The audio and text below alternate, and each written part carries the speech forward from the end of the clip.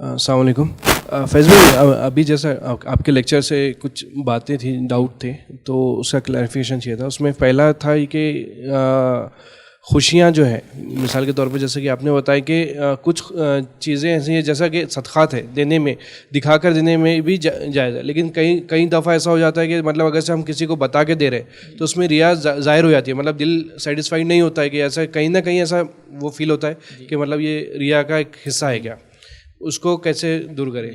ہاں نے ایک اچھا سوال کیا کہ اب صدقہ دینے کی میں نے بات کی.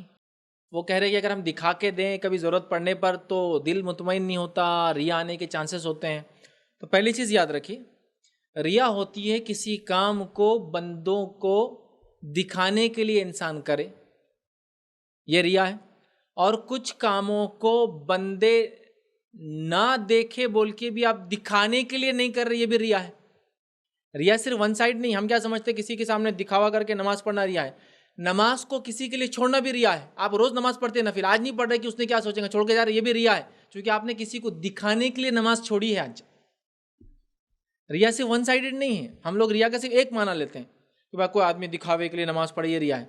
کسی کو روز آپ ذکر کرتے ہیں، تسبیح کرتے ہیں، آج آپ سوچ رہے ہیں یار اس نے کیا سوچیں گا، میں اس کے لیے نہیں کر رہا ہوں، تو آپ نے بندے کے لیے چھوڑا نا وہ تسبیح، جبکہ اللہ کے لیے تو آپ روز کرتے تھے وہ تسبیح. تو ریا آپ کی دل کی کیفیت ہے. اگر دل اس پر گواہی دے رہا ہے کہ میں دکھاوے کے لیے کر رہا ہوں تو یہ ریا ہے. لیکن اگر دل گواہی نہیں دے رہا تو یہ شیطان کا بہکاوا ہوتا ہے جو آپ کو روکتا ہے. آئیے ایک واقعہ سناتا ہوں. نبی اکرم صلی اللہ علیہ وسلم نے اعلان کیا غریبوں کے لیے پیسے چاہیے، صدقات کی اعلان کیا. صحابہ کے پاس تھے لیکن سب شرما رہے تھے، اتنا کم کیسے دے، اتنا کم کیسے دے.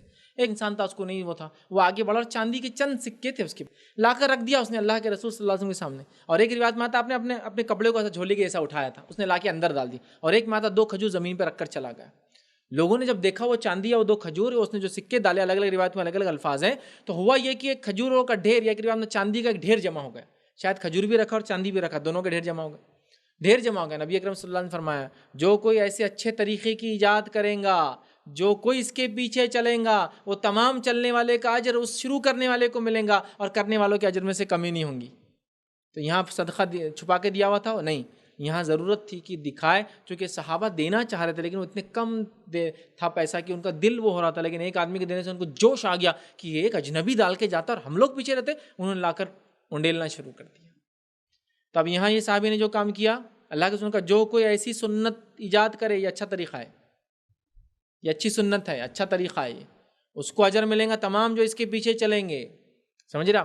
تو لہٰذا کچھ جگہ صدقہ آپ دکھا کر دیتے ہیں تو نیت کیا ہو، لیکن دکھانے سے مراد مطلب دکھانا والا غلط ہے لفظ، ایسا بولیں گے صدقہ دیتے ہیں جو دکھ جاتا ہے. دکھانا والے تو ایک پرٹیکولر ورڈ ہے جو مطلب شو آف کے لیے آتا ہے. دیتے ہیں جو دکھ جاتا ہے تو بھی جائز ہے. اور اگر ایسے لوگوں کو آپ دکھاتے بھی ہے تاکہ وہ لوگ دیکھ لیں آپ کو دیتے ہوئے، جو جوش میں آ کے خود بھی صدقہ کریں گے، تو ایسا کرو، چونکہ وہ بھی اگر اس وجہ سے پیچھے چلیں گا آپ کو اجر ملے گا. آپ کی نیت لیکن یہ ہو کہ اس کو موٹیویٹ کرنا، اس کو بڑھاوا دینا، نہ کہ دکھاوا کرنا. تو سمجھا؟ تو نیت پر ہے. تو اگر آپ کو ایسا لگتا ہے اس مجلس میں بتانا ٹھیک ہے بتائیے، اس مجلس میں چھپانا ٹھیک ہے چھپائیے. لیکن کسی کے صدقہ دیتے ہوئے دیکھ کر آپ کبھی یہ گیس نہیں کرنا کہ یہ دکھاوا کر رہا ہے، یہ چونکہ ہم کسی کا دکھاوا ہم نہیں جان سکتے، وہ اللہ اور بندے کے بیچ میں ہوتا ہے. لہٰذا آپ گھبرائیے مت، کچھ جگہ دکھائیے. افضل تو یہ چھپا کے دینا، بالکل یہ بات طے ہے. افضل ہے ایسا صدقہ دے کہ ایک ہاتھ سے دے دوسرے ہاتھ کو پتہ نہ چلے. اس کا یہ لٹرل معنی نہیں ہے کہ یہ ہاتھ کو چھپا کے یہ ہاتھ سے دینا. اس کا معنی ہے اتنا خاموشی سے کہ ایک ہی باڈی میں 2 ہاتھ ہے تو بھی دونوں کو نہیں معلوم ہونا، یہ معنی ہے اس کا. سمجھ رہا؟